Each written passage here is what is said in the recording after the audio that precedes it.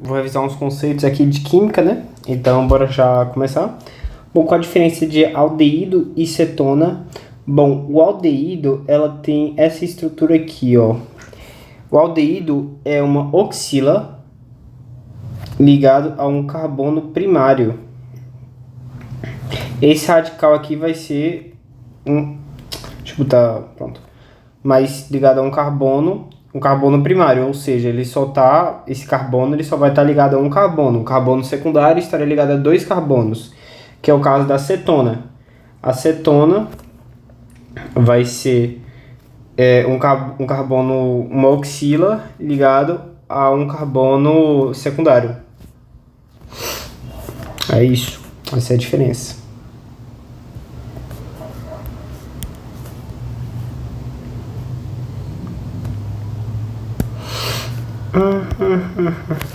Quando vai ser possível ter uma reação de adição orgânica? Bom, a gente vai ter a possibilidade de ter uma reação de adição quando a gente tem uma insaturação, ou seja, a gente tem uma dupla ligação, ou uma dupla ou uma tripla, né? E aí pode ocorrer a adição de vários tipos. Pode ocorrer uma hidrogenação, que você adiciona H2 e aí iria um hidrogênio para cada lado aqui. Também poderia ser uma hidroalogenação, que seria, sei lá, HCl. E aí o hidrogênio iria para o cloro, para o carbono e o cloro também. E aí quando for uma desse formato aqui, que tivermos um hidrogênio e um halogênio, você sempre pensa, o rico fica cada vez mais rico, ou seja, o carbono que tivesse, vamos supor que seria assim, aí aqui seria H e aqui seria H2. O carbono, sempre, o carbono que já é mais rico em hidrogênio, ele vai ficar mais rico. Mas isso em si cai pouco no Enem, então pode ficar tranquilo. Como ocorre a reação de esterificação? Bom, isso aqui é importante saber. Ocorre por meio de um ácido carboxílico. Matheus, como é que é a fórmula nominal? Esqueci agora. Do ácido carboxílico é assim, ó, COOH mais um álcool, que vai ser um carbono ligado a uma hidroxila, resultando em um éster mais água.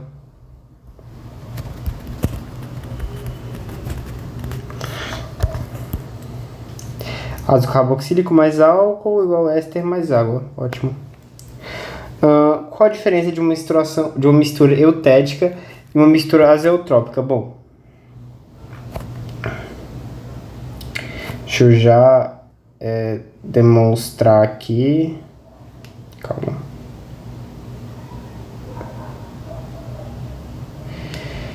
Garapa. Pronto. E aqui.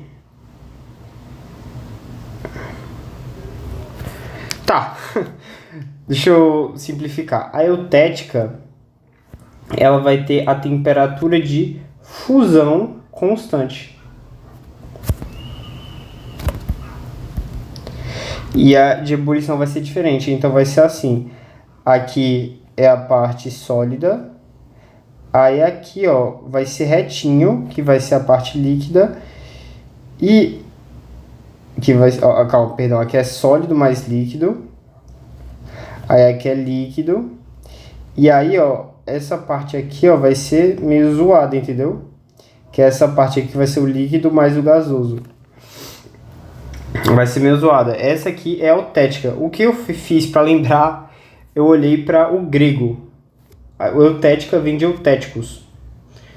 E eutéticos significa fusão constante. É algo assim.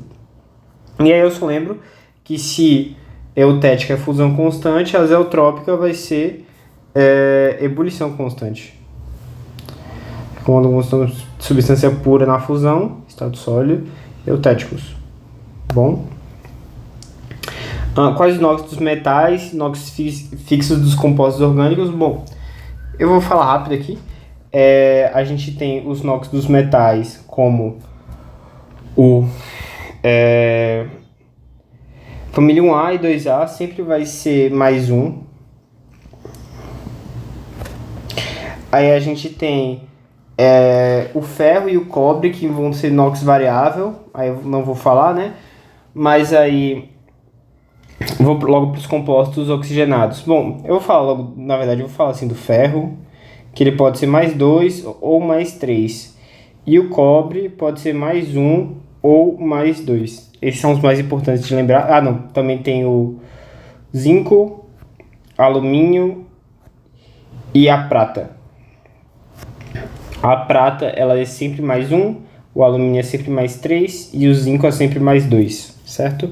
E aí, compostos oxigenados, a gente tem o carbonato, que é menos 2, a gente tem os cloratos, ClO e Cl.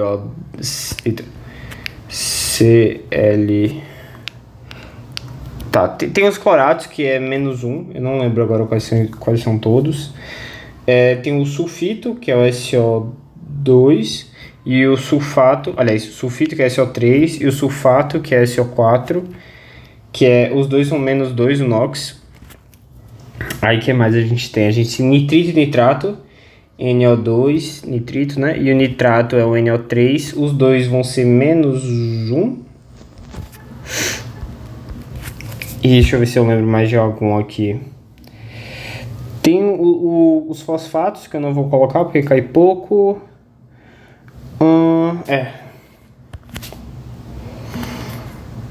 Ó, zinco, prata, zinco, alumínio. Aí tem o ferroso e o férrico. O íon ferroso e o íon férrico. Aqui o nitrato, o nitrito, ó, menos 1. Clorato, qual eu esqueci? Fosfato, não esqueci de nenhum. Eu esqueci do clorito, né? Tá, alifática e alicíclica, o que são? Isso aqui está relacionado com cadeias carbônicas e está relacionado com anel aromático. Toda vez que tiver no nome ali, quer dizer que não é um anel aromático, certo? E aí, quando ela é alifática, ela só fala, não possui anel aromático. E quando ela é alicíclica, ela fala, beleza, não tem anel aromático, mas é cíclico. Ou seja, não poderia ser isso aqui, mas poderia ser isso aqui, ó. Pronto, poderia ser isso aqui, porque não é um anel aromático. Poderia até ser assim, porque continua não sendo anel aromático. Agora, se eu colocar aqui e vira um anel aromático, aí não pode ser considerado alicíclica. Alifática, sem anel aromático, mais cíclica. Ótimo. Como eu sei qual é o reagente excesso de uma reação? Bom, isso aí é importante em estequiometria. E vamos lá, vou dar um exemplo aqui. A gente tem o O2 mais... Deixa eu pensar alguma coisa.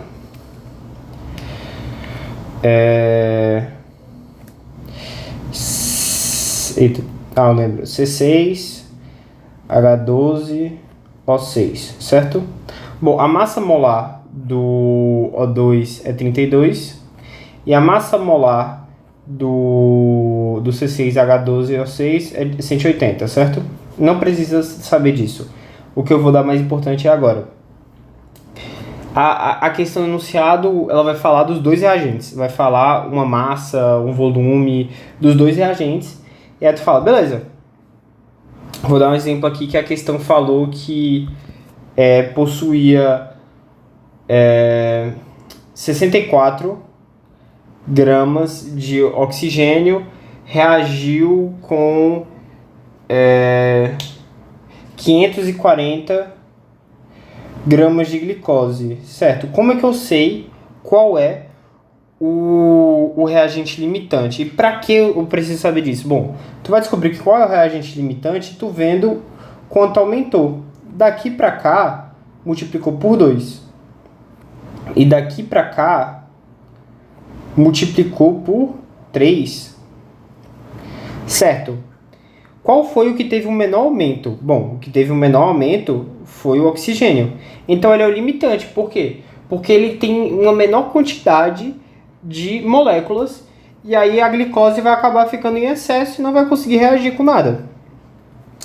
Então, na reação, que isso aqui seria uma reação de combustão, né? Então a gente teria como resultado CO2 mais água. Não está balanceada a equação aqui porque tô com preguiça, né?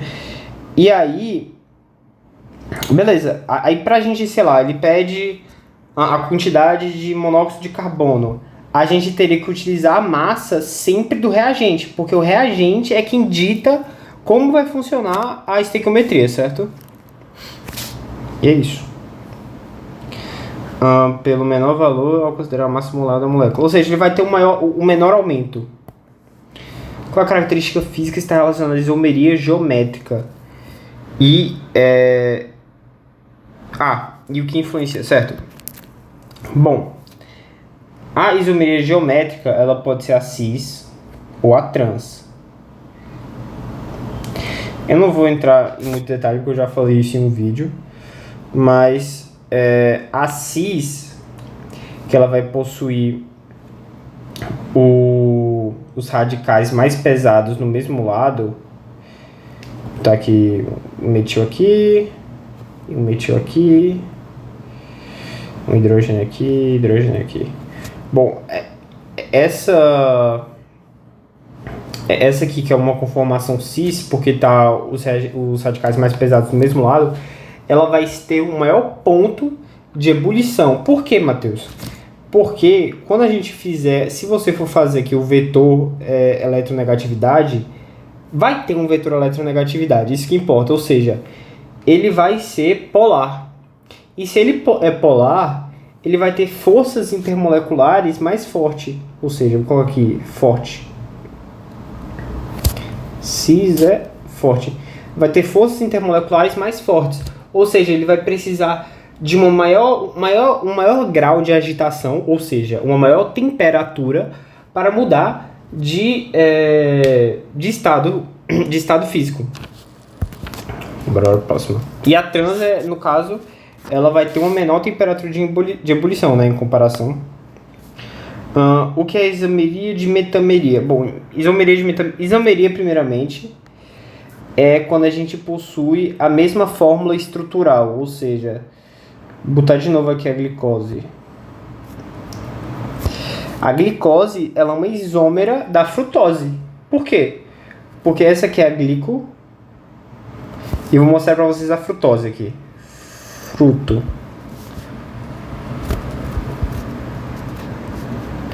Ou seja, elas são isômeras porque elas são moléculas diferentes, mas possuem a mesma fórmula nominal. Eu não lembro se é nominal ou estrutural, deixa eu ver aqui. Certo, foi mal. Vai ter a mesma fórmula molecular. O correto vai ter a mesma fórmula molecular. Isso aqui é a fórmula molecular, certo? E aí a isomeria de metameria vai ser quando a gente tem uma cadeia carbônica em que a única coisa que é diferente é o heteroátomo. E é importante lembrar que o heteroátomo ele tem que ficar no meio da cadeia carbônica, certo? Pronto. Deixa eu ver a próxima. A isômero que muda é somente a posição do heteroátomo. Qual é o conceito de ácido base de Bronsted-Lowry? Bom, o conceito de ácido base de Bronsted-Lowry é... Bom, ácido vai doar H+. E base vai receber H+, certo?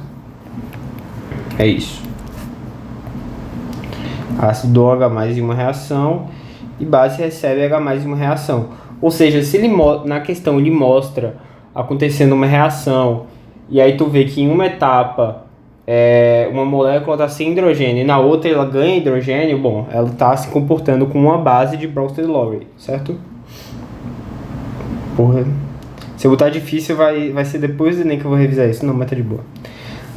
Como é a estrutura de uma amida? Bom, lembre-se, a amida tem bola, então coloca aqui C-O ligada a nitrogênio.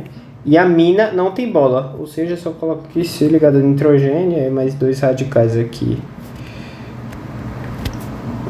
Isso aqui no caso é uma amina, essa aqui é uma amina primária, tá? Porque tá ligado a somente um carbono. Deixa eu acelerar que eu quero fazer mais aqui. Qual a principal característica química do éter? Ele é estável, baixa temperatura de ebulição, se comparado às funções, e ele é pouco reativo. Baixa temperatura de ebulição, certo? Qual a característica principal do enol? Então, ele é instável. Matheus, o que é um enol? Bom, um enol é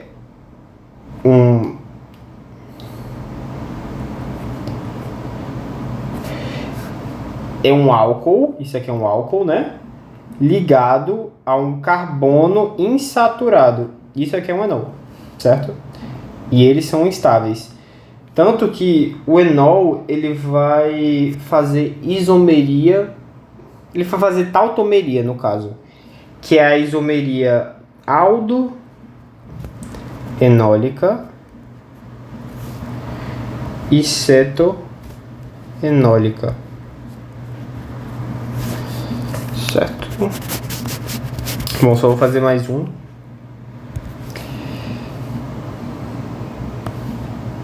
Qual a diferença de densidade e concentração? Bom, isso aqui não é super importante não, mas é bom lembrar.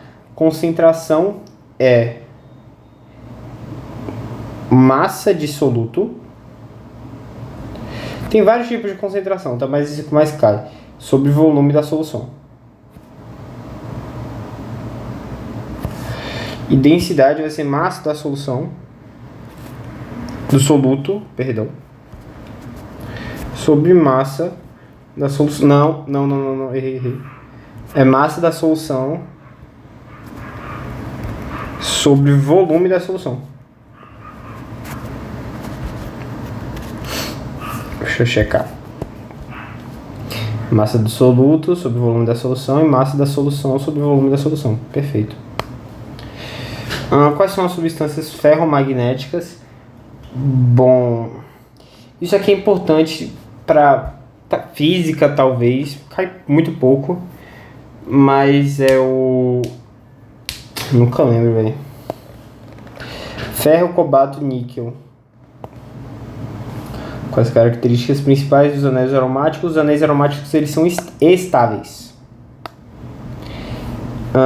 O que é variação de entalpia? É variação de energia interna, ou seja, se você pensar numa reação exotérmica, você pensar, ele está jogando energia para o meio, ou seja, ele está perdendo energia interna. E já que tudo que tem delta, pelo menos grande maioria, eu consigo lembrar aqui somente de um exemplo, né? Que é o da DDP, mas já que ΔH é alguma coisa final menos alguma coisa inicial, então se a gente tem uma perda de energia interna, que seria no caso a isotérmica, a gente vai ter que o HF vai ser menor que o H0. Isso vai dar que o ΔH ele vai acabar dando negativo. E aí já a endotérmica, né, vai ser positiva. E eu vou fazer o último, porque tô com vontade. O que é isomeria de tautomeria? Eu já falei aqui, aldenólica, cetoenólica. Tautomeria aldenólica e tautomeria cetoenólica. Quais são as funções orgânicas mais básicas? A gente tem que é as aminas, aí tem a ordem das aminas, que você não precisa decorar, e eu lembro a amina. E a amida é um pouco, mas o que é mais importante saber é a amina. Isso. Qual o conceito de ácido base de Lewis? Bom, esse é o último que eu vou falar. Ácido, base de Lewis. O ácido, ele vai receber elétrons. E a base vai doar elétrons. Matheus, como tu lembra disso? Bom, o que eu faço para lembrar? Eu lembro da amônia, que para quem sabe é assim a estrutura, a fórmula estrutural da molécula. E aí tu vê esses 2 elétrons aqui, o que ele pode fazer com esses 2 elétrons? Ele pode doar. E é assim que eu lembro.